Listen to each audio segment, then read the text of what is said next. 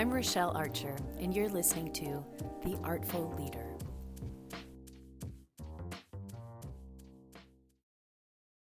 All right. Hey there, and thank you so much for tuning in to The Artful Leader. Today, I have two very special guests with me that I have actually been bugging for a while to come on here. And I'm so glad that we finally found a moment that really worked for both of us. And I'm really excited to have Geminelle and Dom here. And I met these two at a very cool community event they were hosting last summer called Sunday Solstice. And as the event progressed and there was contemplative practice and breath work and music and poetry and somatic interactive activities and everything, I was like, hey, these are some artful leaders. And Dom, I think it was kind of cool because when I think your theme that day was what happens in our bodies when we shrink and when we, allow ourselves to become small, and then what it's like to stay big and full of energy and, all of that. And at the end, there was a challenge you gave us, which was, go do something that you usually would shrink away from. And I was like, come be on my podcast. That was my challenge. So that's why cool. I was like, I'm gonna make this happen. Yeah. I love that. Hey, that's like hella full circle. That's cool. Yes, that's so cool. yes. So because sometimes I'll meet really cool people and I'll be like, I feel shy, So I appreciate the invitation. Thank you for expanding. You know what I mean? Now we get the opportunity to come like share with you and be in the same space with you. So that's gonna be cool. Absolutely. Yeah, exactly. So, and I think there's just some really beautiful points of connection that we share. And I think we're going to have a really great conversation. And for those of you that are listening, I want to invite you to really stick around through the end because there's going to be a beautiful offering towards the end. So stay with us. But why don't we just dive in? Let's do ladies first. Why don't you just introduce yourselves and your work? I know you do stuff as individuals and there are things you also build together. And I would just love to hear about all the good stuff you're doing. Yeah. All right. Thank you for the invitation. I'm Geminelle. I'm a singer-songwriter. I'm also a producer. I consider myself a bridge. I like to think of myself as someone who connects people and not just in, the way of connecting dots, but also connecting people to themselves and giving them a platform to kind of just reconnect with their interpersonal thoughts. And, I really focus on helping change your internal dialogue through music. Mm-hmm. And so I have a project out called Mantra Loops. And that project's really been a platform for me to kind of open up the conversation about how do we change the way we speak to ourselves? How do we incorporate more self-love in the way that we talk to ourselves on a daily basis? Mm-hmm. Love that. Yeah. My name is Dom or Dominic Malone. I'm a creator and an entrepreneur.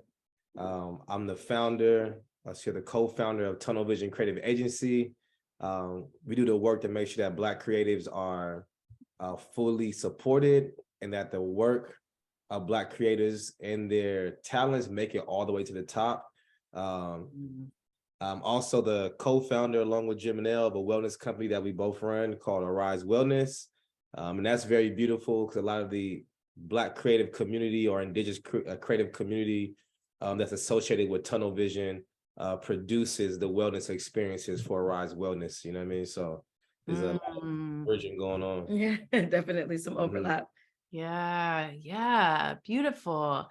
So one of the things that I'm really interested in, and this is the first time I've had a couple on the podcast, and I'm just curious because I think for a lot of us, it's kind of like life goals, right? To have a partner who you're sharing that kind of life with and work. And I'm just curious for the two of you, what's that like for you to kind of have your own thing, but also have these overlap places where you're building things in the community together?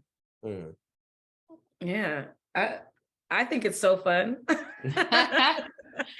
I really enjoy like the work that we do, especially in the ideation phase, because it gives us an opportunity to kind of visualize out loud what we see for our companies, what we see for each other, what we see for ourselves, how we want to grow, how we want to connect with other organizations.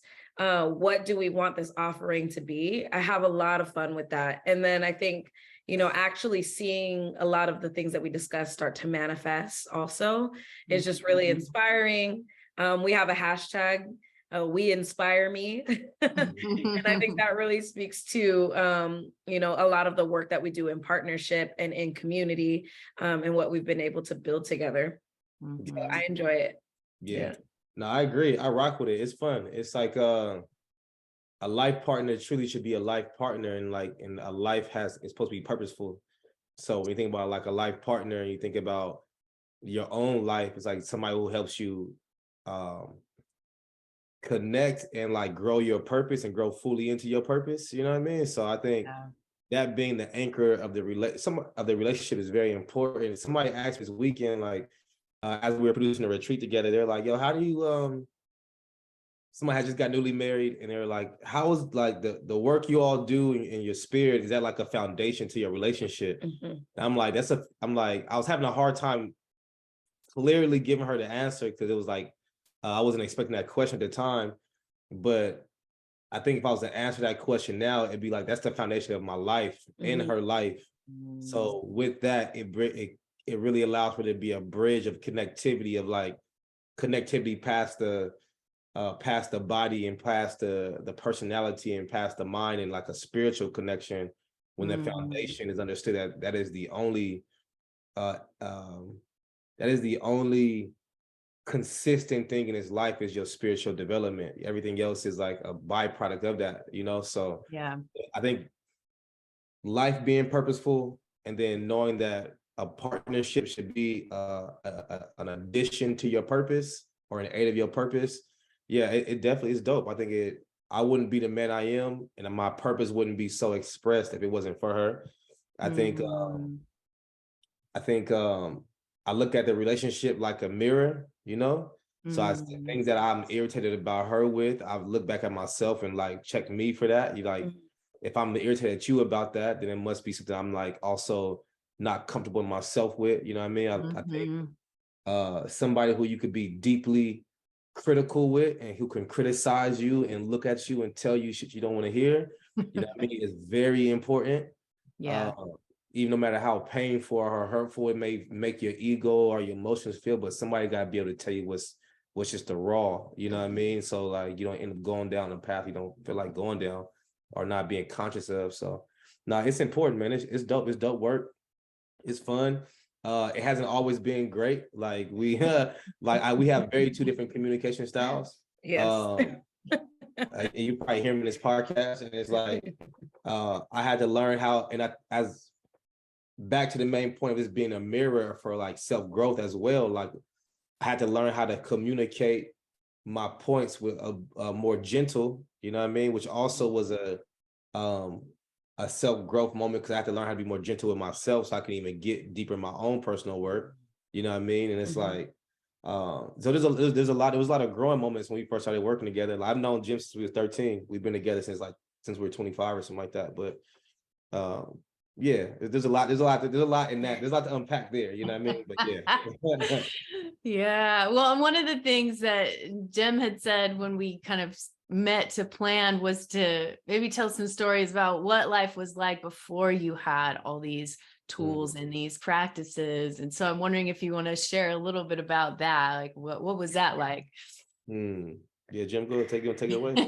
I think you kind of alluded to it being difficult working together at first. And I think it was because we had such different communication styles. We were both raised very differently. And so like I come from like a background where folks are a lot more gentle in the way that they communicate. He's very direct and forward. And so like when I would, it took me a while to kind of just like receive his directness as, just being direct. It wasn't an attack on me. It was more so like this is something that I'm pointing out so that we can both grow. But I was very defensive because I wasn't used to communication in that way. Right. I think because of that, that kind of level of communication wasn't coming across to me. It wasn't something that I was willing to receive. And so I think I was a lot more combative in the way that we communicated, just because I was like, well, I don't want this direct energy to be correct.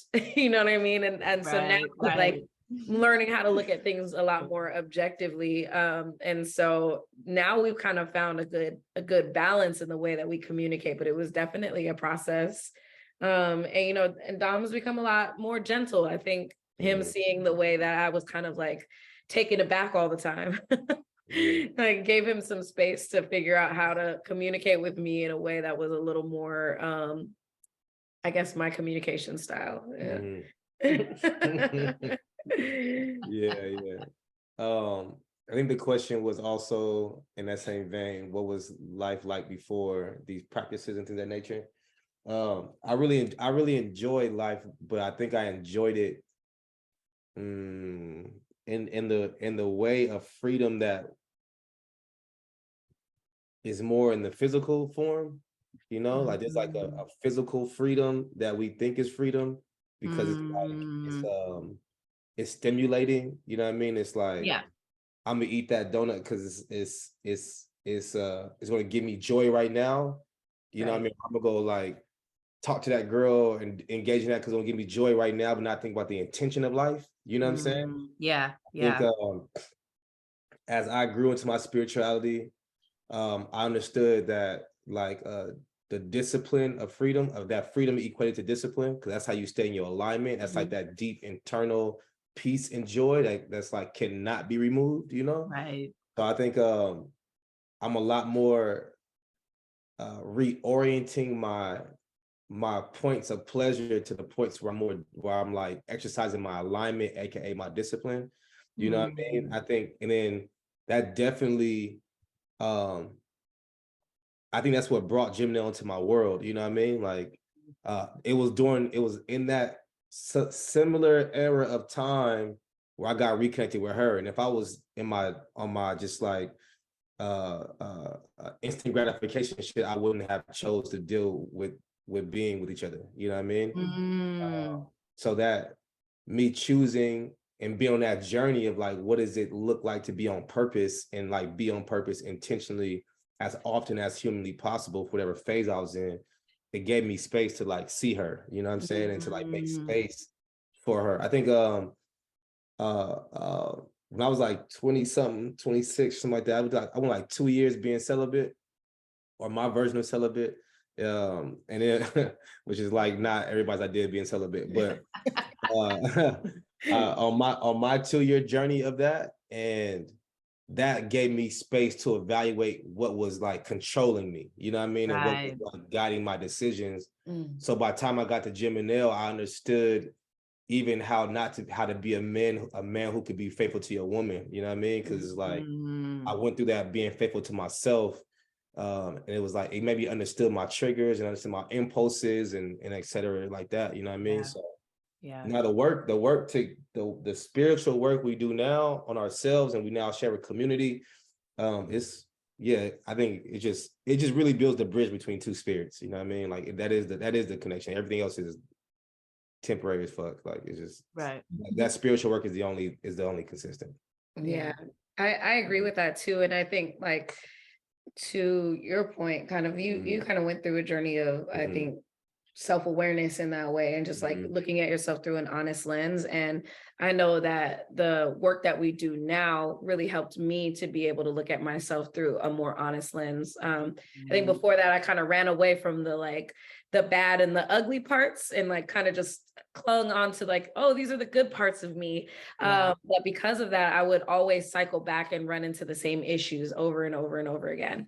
And so when I started actually sitting with myself and looking at things through a more honest lens, that's when I was able to kind of push through and conquer some of those triggers, and really kind of work through some of the bad and the ugly, and also just like really assess the good through an honest lens too.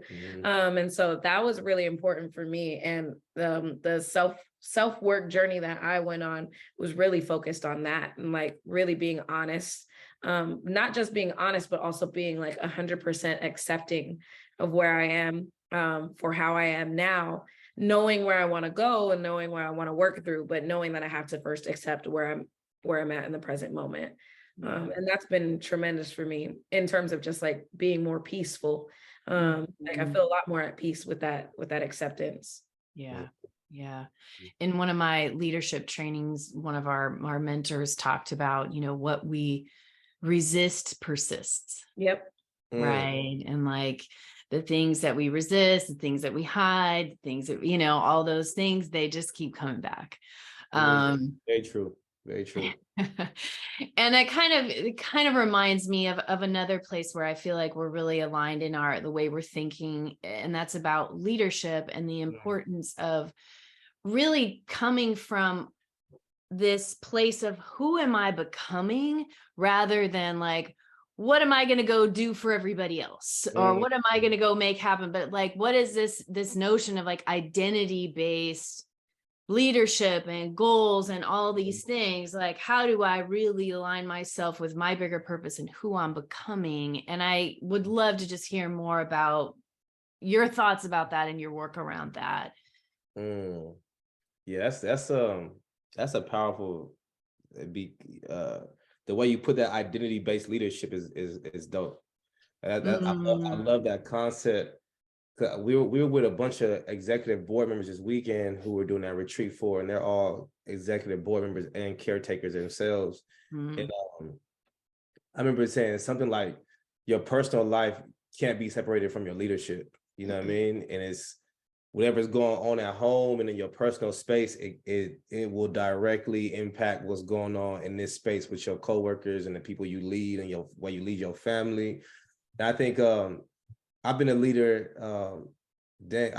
I can't ever remember not being a leader. I think in my in my household, punishment came from following. You know what I mean? That was the metric of like, oh, now you're in trouble. Like, oh, you're following people. Like, you're not sticking to your values, the household values. Like, you're like going to be out in the street being a follower. Like, oh, now you're really in trouble. Yeah. And reward came from like being unique and being creative and not following the crowd and like executing that. But in my later years, I really started, like, I used to be a dean of a couple of high schools. And you really get to see like leadership when you become like an admin at a school. You get to see like a lot of different leadership qualities up close and how that deeply impacts. You know what I mean? Yeah. And then even Geminelle's father was a principal. He's an immaculate man. And like, we just knowing the families personally, you realize that what happens in home is what happens in the leadership, in the positives and in the growth areas, But now as a leader, I love being a leader. I think it's so dope. But my way of leading now is definitely, I just look at myself all the time. I'm like, if my team is not moving correctly, I'm always looking at me. Yeah. Like, why did I not get the proper instruction? Did I not do the proper training? Did I not grow them properly? What did I do? Did I not give a great example? Like I just thinking this weekend or this week, last week, we were hiring people for the retreat that we were doing, right? So we do a lot of hiring. We probably may hire like 20, maybe like 15 people, like to execute the retreat, Yeah. And I was being like scarcity minded about money. You know what I mean? I was like literally like I had communicated to our lead producer and I was like, yo, sis, like this budget that we're working with this time is not the budget that we usually work with for a retreat. This is our first one of the year. I wanted to make sure we got bread in for the team to make sure we're all eating, et cetera, et cetera. And I watched her go out and find the people we needed to work with. And I watched her like be so tight-fisted around what we were able to do. And I was just thinking, like, why is this in my head? I'm like, why is it so difficult? Like, what's the issue here? You know what I mean? Like, because the team was communicating back to me little details that they usually wouldn't. And I'm like, what's the issue? And I'm like, oh, I relayed that there was a financial bottleneck, which there really wasn't. You know what I mean? I'm thinking like, as CEO, I'm thinking, I'm thinking 6-7 months out when I think financially, you know what I mean? So I'm not thinking about just this one activation. I'm like, yo, we need to make this profit margin so that we can produce this new product. So let's not only think about this one activation. I want to, you know, et cetera, et cetera. Yeah. But I just realized that now I was looking back. I'm like, yo, we good. Like, I got to go into it with a level of strictly abundance mindset. Yeah. In order for my team to not move in a restriction, you know? And that's also my own personal self-growth and my phase of money and my own personal finances is moving very very abundantly. Like, yeah, I'm about to go get this Jeep. I'm about to buy a Jeep. And I keep thinking like, damn, do I have the money to buy this Jeep? You know what I mean? And the trick answer is yes, but it's like in my mind, I got to get over this hump of like, oh shit, car notes and interest rate car. But I'm like, yeah, you dumb, bro. You the creator walking in this vessel. You know what I mean? Like, you can manifest whatever level of finances that you want to, and you have done it over and over again. You know what I mean? So, that's a long answer to your question. You feel me? But yeah. Yeah. Jim, how does your leadership what do you think about leadership and identity? Well, I've always been very outspoken, like even since I was like a little kid. So I think that because of that, I was always placed in positions of leadership. And maybe not always, like always willing, but didn't always anticipate that that was like the position that I was going to be in. And I think when I realized that I was becoming a voice for people who maybe felt voiceless, it kind of gave me a sense of responsibility in terms of what I was speaking up for and what I was speaking up about. And I think in the beginning, like I was very, I had like a kind of like a activism energy about me where it was like, no, like I'm ready to fight for what I want to say, you know? And then I just realized that that energy was a lot more combative than like the person that I wanted to be and who I wanted to be as a leader. And I just found myself at more odds with people than actually like being able to work well with others. And so when I started actually doing the self-work to figure out like what kind of leader I actually want to be and like how do I want to lead, and understanding that I wanted to lead in a way that was more gentle but still assertive and still powerful. I think that's when I really started being more effective in actually moving projects and goals forward.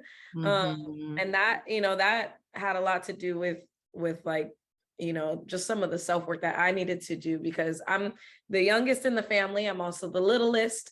I definitely have had like one of those mentalities, like where I'm like the smallest person in the room. So I feel like I have to be the biggest, or I have to be the biggest voice or the loudest voice, or, you know, the most stern or most assertive. And kind of doing that self-work to figure out why I felt that way was it was really helpful to figure out like, okay, there's a better way to lead than to, you know, than to just be out here yelling around, like, been trying to boss people around. Such a different energy. He said, very Napoleon complex. Yeah. And I've been thinking too, like, I think about your leadership in the form of your music too. I think about like how when you drop mantra loops, you became people's leaders in some ways in their own personal development. And I saw you wrestle with that for a second. Like people are calling me healer. People are like, you know, and for somebody to call you their healer, you know, I mean, it's like a leadership position, you know?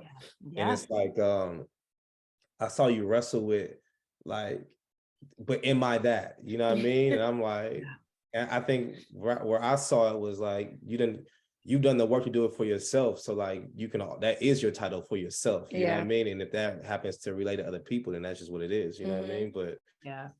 But I think the thing about mantra loops now putting Geminelle at the top of this like the wellness genre in music and in like just in life as well. It's like that's the work she went through for herself. Like if we could have the cameras on during the development of mantra loops, and you see the level of self-work Geminelle was going through to even get to the point of embodying those principles. It was ugly.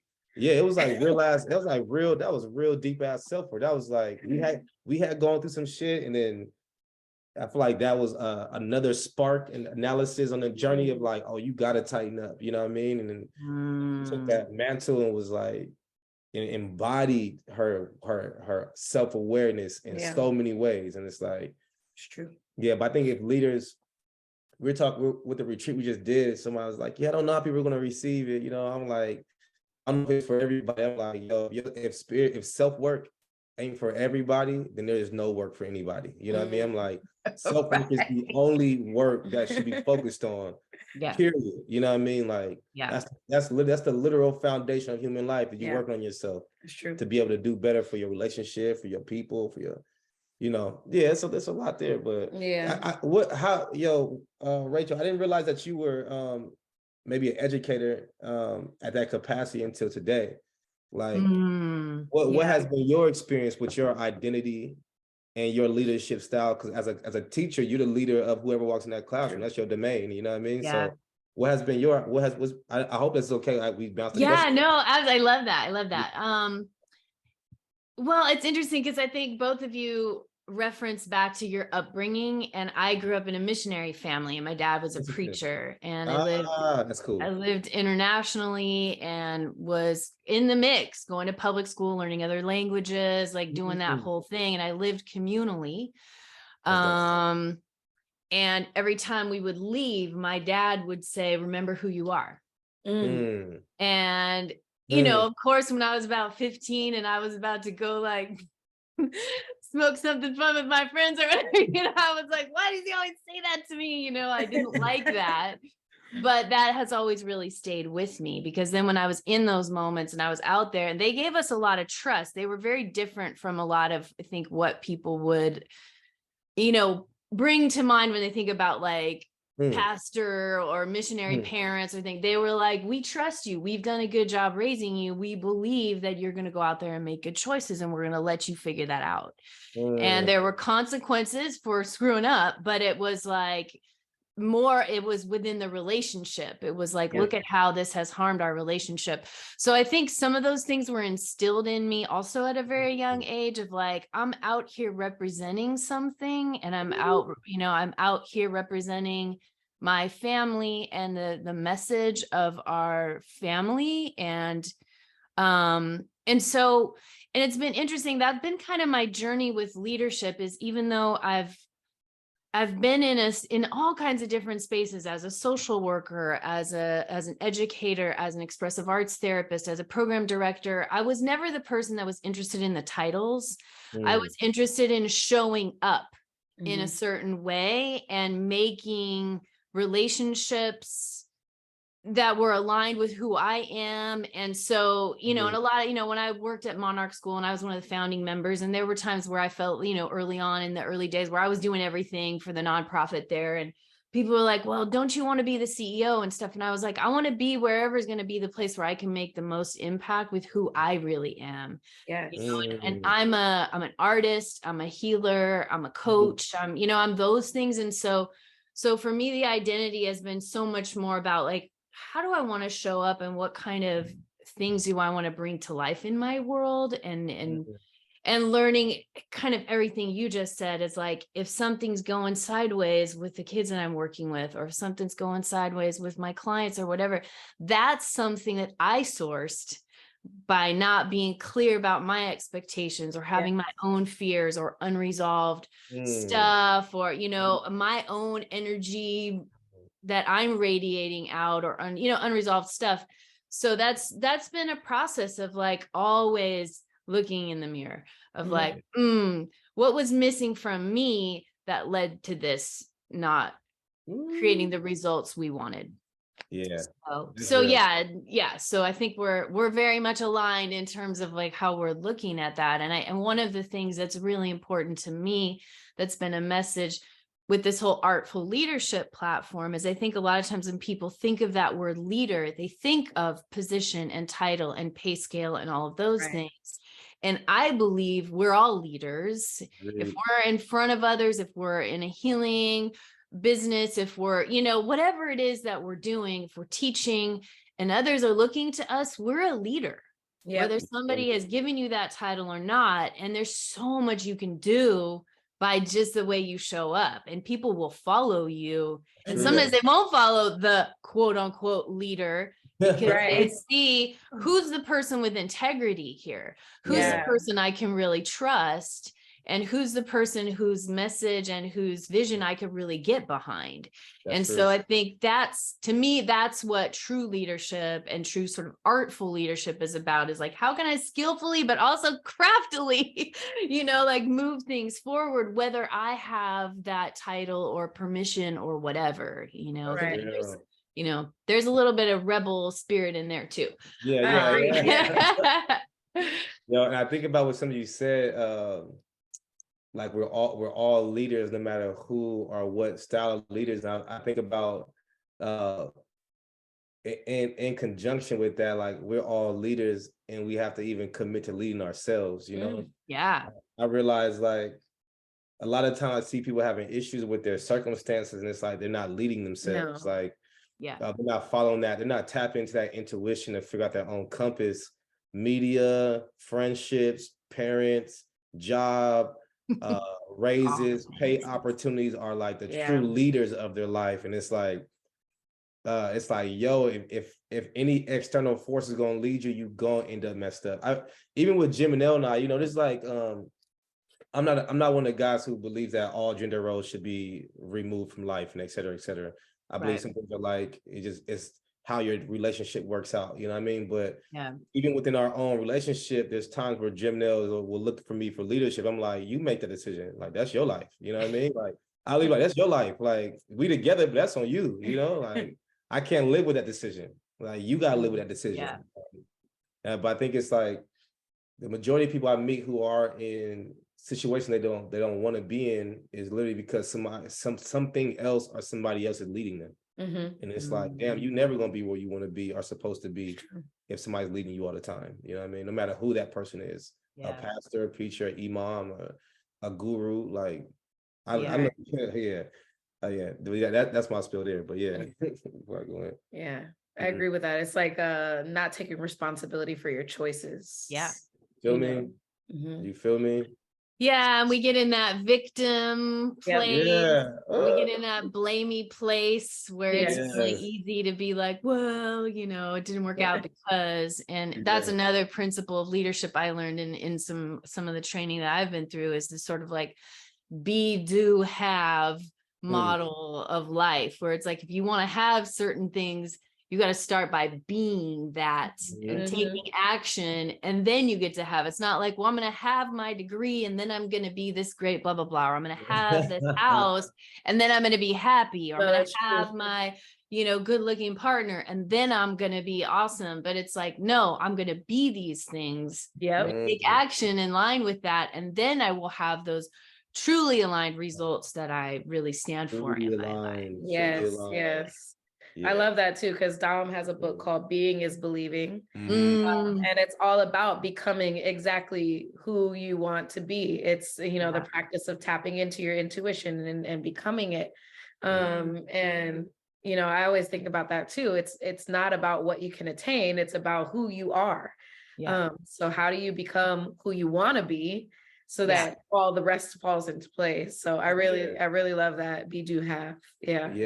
I think about like a while back ago, I remember I made a decision that I wanted to be in a certain space financially, and I was like, yo, like, I want to be this kind of, I want to have this, you know what I mean? And I was like, I will wake up and just be telling myself that's who I was, and then any opportunity to act on that, I will act on that. I'm like, all right, so if I'm this kind of person financially, then I would do this and I would do that, and I would take this opportunity, and I would, if I want to be a multi-millionaire business person, I gotta become a master at pitching, And I would say like, okay, like, Dom, what does that look like? And I'm like, shit, I don't know. Let me go take some classes. You know what I'm saying? I'm like, all right, cool. Well, now I'm gonna wake up and pitch every day. You know what I mean? So I'm razor sharp. And now with our company Arise, like, yo, we crushing it. Like, from a business perspective, like the impact is deep and it's aligned and it's on purpose. So we'll leave that there and put a period there. But from a business perspective, crushing it. And I'm like, yo, and it's because I said I was gonna do and be this certain kind of businessman. And I'm looking at myself, even through the fear, even through like not feeling confident, like sometimes, and I just get up and do it anyways. And I'm like, oh snap, that shit worked. You know what I mean? Like, yeah. Thought I wasn't ready for that. We are ready for it. You know what I mean? And then you're breaking through those barriers and like, oh, here I am on the other side of that. Whoa. And that, it's crazy. That's the real high. That's like, I stopped smoking weed recently just for some things, like just some clarity reasons. And like, like the real high is breaking through some shit you thought you couldn't do. Like it's like you reach that high, you don't come down. That becomes your new baseline. You know what I mean? You do some other shit you thought you couldn't do or was like difficult for you, and then you reach that, and that becomes your new baseline. And you'll never come down as long as you keep making that choice never to submit to that thing you were scared of again. You know what I mean? So it's been that fun. I'm like, I'm just high all the time. It's pretty exciting. Like, I love it. Yeah. I know one of the things that we also had talked about, and I think that it flows somewhat from this conversation, is that yes, all of this great stuff. Yes. And it's tough sometimes, right? Yes, it's not easy and it's real work. And when we're out here giving to others and we're sharing a lot of our energy with others, and we are sourcing all of that from inside, and like, so Gem, I know you wanted to say a little bit about kind of like the power of recharging and replenishing our energy and what that looks like. So I'd love to hear your thoughts on that. Yeah, I think that's probably one of the most important parts of being a leader, because we're so accustomed to giving ourselves and sharing ourselves with so many different people. But that also ties in with the self-awareness I was talking about. It's like being honest enough with yourself to say, okay, I need to put some boundaries on what I'm going to do. I need to honor my capacity, and I need to take a moment to really just like recharge, replenish. I like to take time in nature. That's my thing. I also really like being by myself. So even though I love being in the community, I also really love my solo time. And so I take that time, I'm very much a homebody when I'm not in the community. I'm like, okay, I'm going to stay home. I'm going to get my rest. I'm going to take a nap. And those are things that I honor, and it's like, if I feel like I need to rest right now, I'm going to rest right now, and I'm going to get back to your message in a little bit. But I really honor those levels of my capacity, just because I've definitely tried to pour from an empty cup many times. I am, my mom used to always say, you're burning the candle at both ends of the stick. And that was like a thing that I just got accustomed to it being a part of my regular life, I think I'm very type A. I like to get things done to a list. It satisfies me to cross things off of my checklist. And so I'm very much like, oh, I'm going to do as much as I can. But now I'm learning that the only way that that's sustainable for me is if I'm pouring from overflow. And so especially as a healer and being in healing, like in cleansing spaces, there's a lot of times where I can feel the energy of other people's release. And sometimes it's really heavy. And so I think most recently we did I did a retreat in Denver this year, and I worked with a number of women who were very ready, open, willing to release. And so after each session, I went for a walk in nature, and I just took some time to myself. I didn't walk with, I walked with Dom, but I didn't walk with anybody else, And it was just like a very safe space to kind of just sit there and be quiet and just kind of like release and let all of that go. And I didn't leave the forest until it was time for us to go back and like, and be ready, until I was ready. And I just feel like that's such an important practice for myself. And I'm also now seeing it with what we do with Arise, because we work with so many different leaders who don't often get the opportunity to kind of like stop and replenish, or don't have the the knowledge or the tools to actually take that time to themselves. Yeah. And it'll be something as simple as a guided meditation.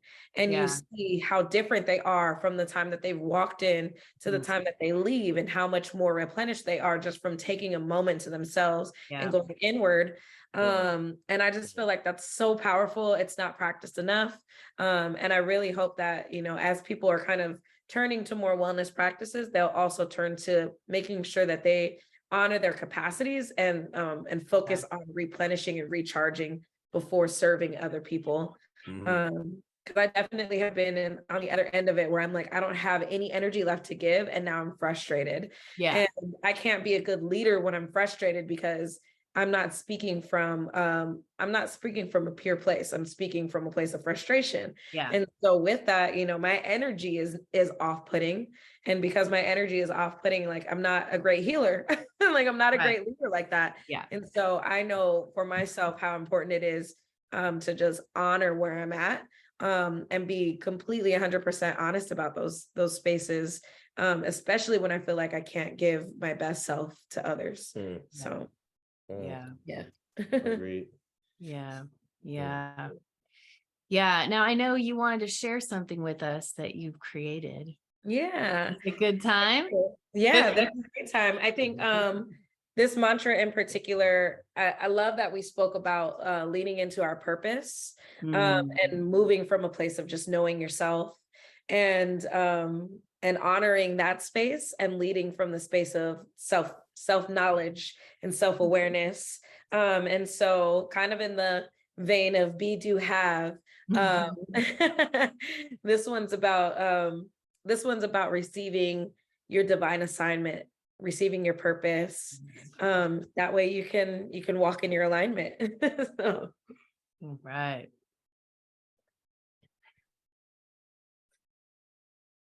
I receive my divine assignment so I can walk in my alignment. I receive my divine assignment. I'm gonna walk in my alignment. Oh, I receive my divine assignment so I can walk in my alignment. I receive my divine assignment. I'm gonna walk in my alignment.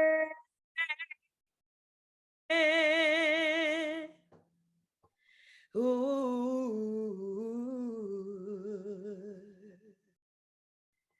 Oh yeah, I receive my divine assignment so I could walk in my alignment. I receive my divine assignment. I'm gonna walk in my alignment. Oh, I receive my divine assignment so I could walk in my alignment. I receive my divine assignment. I'm gonna walk in my alignment. Yeah. Woohoo! I love that. Thank you so much for sharing that. It's kind of cool because one of the ways that my friend ended up talking me into coming to the event where I met you two was I had another friend who had sent me a playlist that had a bunch of your music on it. And I had started listening to it, and it was like, you know, in my car singing, my energy is in it, you know, and then my other friend was like, hey, there's this thing. And I was like, Geminelle, I have some songs of hers on my Spotify. So just cool, full circle in this conversation today. Thank you so much for sharing that. I feel like we could talk forever because we have so many great connecting points, but we got to give our listeners a little break. And I want to just ask just a couple of last little quick fire questions. Where can folks find you and all the resources you have to offer? Where do you want to send folks? Yeah. I think tell me where you find your music first, and I'll tell them where to find Arise stuff. Yeah, so my name is Geminelle. It's Geminelle, and you can find me on all music platforms: Spotify, Apple Music, YouTube, you name it. Wherever you like to stream, I am there. And then you can also find me at geminelle.com. And follow me on Instagram. That's where I really like to share a lot of my upcoming news, events, and things of that nature. And that's also at Geminelle.